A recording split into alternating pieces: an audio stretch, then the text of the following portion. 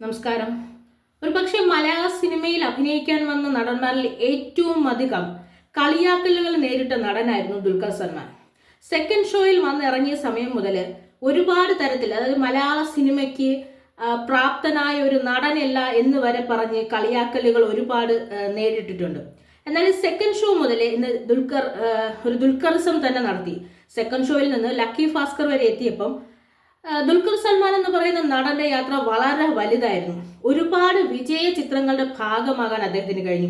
Pan Indian ലെവലിലുള്ള ചിത്രങ്ങൾ അദ്ദേഹം അഭിനയിച്ച ചിത്രങ്ങളെല്ലാം തന്നെ വിജയിച്ചു. കാര്യം വന്നിറങ്ങിയപ്പോഴുള്ള ആളായിട്ടല്ല, പിന്നീട് ഓരോ സിനിമയിലും മികച്ച കഥാപാത്രങ്ങളെയും കൊണ്ട് ഞെട്ടിച്ചുകൊണ്ടാണ് ഇരുന്നത്.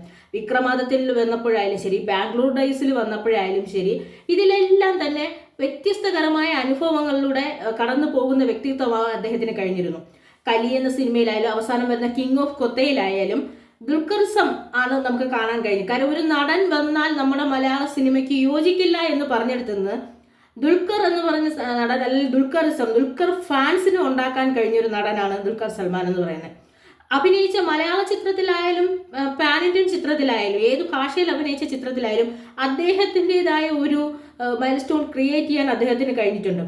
നമ്മൾ സീതാരാമം ഒക്കെ കാണുന്ന സമയത്ത് തോന്നി, ഇദ്ദേഹത്തിന് എങ്ങനെ ഇത്രയും മികച്ച വ്യത്യസ്തമായ ക്യാരക്ടറുകൾ കിട്ടുന്നു എന്ന് നമുക്ക് തോന്നിപ്പോയിട്ടുണ്ട്. കാര്യം ആദ്യം വന്നു കയറിയപ്പോൾ നമുക്ക് തോന്നിയ ഒരു സാധാരണ ഒരു പയ്യനെ പോലെ ഒതുങ്ങി നിന്ന ആളായിട്ടല്ല, വിക്രമത്തിലെ വാശിക്കാരനായിട്ടല്ല, കലിയിലെ ദേശീയക്കാരനായിട്ടല്ല, അതുപോലെ തന്നെ ബാംഗ്ലൂർ ഡേയ്സിലെ ഒരു ഫ്രീക്കൻ പയ്യനായിട്ടല്ല, പിന്നെ നമ്മൾ ABCD കണ്ടതുപോലത്തെ ഒരു ക്യാരക്ടറല്ല. ഓരോ ക്യാരക്ടറിലും അദ്ദേഹം ചേഞ്ച് ചെയ്തുകൊണ്ടേയിരുന്നു.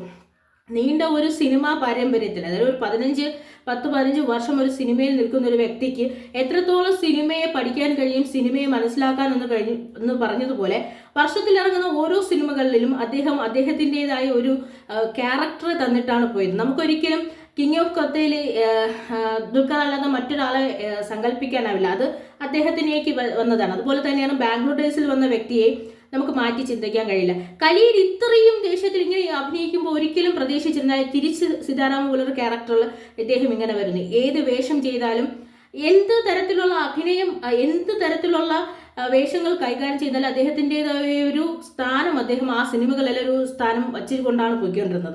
ഇപ്പോൾ പുതിയ സിനിമയും അദ്ദേഹത്തിന് വരുന്നത് പാൻ ഇന്ത്യൻ സിനിമ പുതിയതായി തേടി വരുന്നുണ്ട്. ഏത് ഭാഷയിൽ ചെന്ന് അഭിനയിച്ചാലും മലയാള സിനിമയിലെ ഒരു നടൻ, മലയാളത്തിൻ്റെ ഒരു നടൻ അവിടെ അദ്ദേഹത്തിൻ്റെതായ ഒരു സ്ഥാനം കൊടുത്തിട്ടേ പോയിട്ടുള്ളൂ. ഇപ്പോൾ കിങ് ഓഫ് കൊത്ത വന്ന സമയത്ത് ഒരുപാട് പേര് പലതരത്തിലുള്ള ഇതുപോലത്തെ ബാർ ഡാൻസോ അല്ലെങ്കിൽ ഐറ്റം ഡാൻസും ഒക്കെ നടത്തിയിട്ടുണ്ടെങ്കിലും, നെഗറ്റീവ് റോളുകൾ വന്നിട്ടുണ്ടെങ്കിലും, ഒരു പരാജയപ്പെട്ടവന്റെ വേഷങ്ങൾ ചെയ്തിട്ടുണ്ടെങ്കിലും, കിങ് ഓഫ് കൊത്തയിൽ അദ്ദേഹം ചെയ്തതുപോലെ ഒരു വേഷം ചെയ്യാൻ ഇനി എന്തായാലും വേറെ ആർക്കും പറ്റില്ല. അതുമാണ് പറഞ്ഞ സെക്കൻഡ് ഷോ കഴിഞ്ഞപ്പോൾ വന്നിറങ്ങി ഇന്ന് ലക്കി ഭാസ്കറായി നിൽക്കുന്ന ദുൽഖറിസം. ലക്കി ഭാസ്കർ എന്ന് പറയുന്ന ആളുടെ ആ ഒരു സിനിമയിൽ അഭിനയിക്കുമ്പോഴത്തേക്കും ഒരു സിനിമയിൽ തന്നെ അദ്ദേഹത്തിൻ്റെ ഒരു തരം ജീവിത കടന്നു പോകുന്ന രീതിയിൽ ഒരു 3 ഘട്ടം നമ്മുടെ മനസ്സിൽ കാണിച്ചിരുന്നു.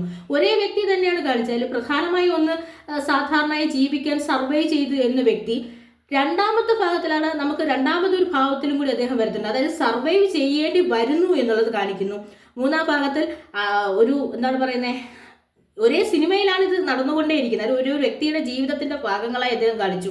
അതിൽ ഏറ്റവും അധികം ദുൽഖറിനെ നമുക്ക് ഏറ്റവും ഇഷ്ടപ്പെടുന്ന ഒരു ഭാഗം എന്ന് വെച്ച് കഴിഞ്ഞാൽ ലാസ്റ്റ് വന്നിട്ട് ദ പവർ ഓഫ് മണി, അതായത് നമ്മുടെ രാജ്യത്ത് ദ പവർ ഓഫ് മണി എന്താണെന്ന്, ഒരു ഫാമിലിയിലെ ഒരു പവർ ഓഫ് മണി എന്താണെന്ന് കാണിച്ചിരുന്നു. അങ്ങനെ എല്ലാ സിനിമയിലും അദ്ദേഹത്തിൻ്റെതായ ഒരു ഭാവവും വേഷപ്പകർച്ചയും നടത്തിയ ഒരു ഗംഭീര പ്രകടനം നടത്താൻ എന്നും ദുൽഖറിന് കഴിഞ്ഞിട്ടുണ്ട്. ഒരു DQ അല്ലെങ്കിൽ ദുൽഖറിസം എപ്പോഴും മലയാള സിനിമയിൽ അദ്ദേഹം ഉണ്ടാക്കിയിട്ടുണ്ട്.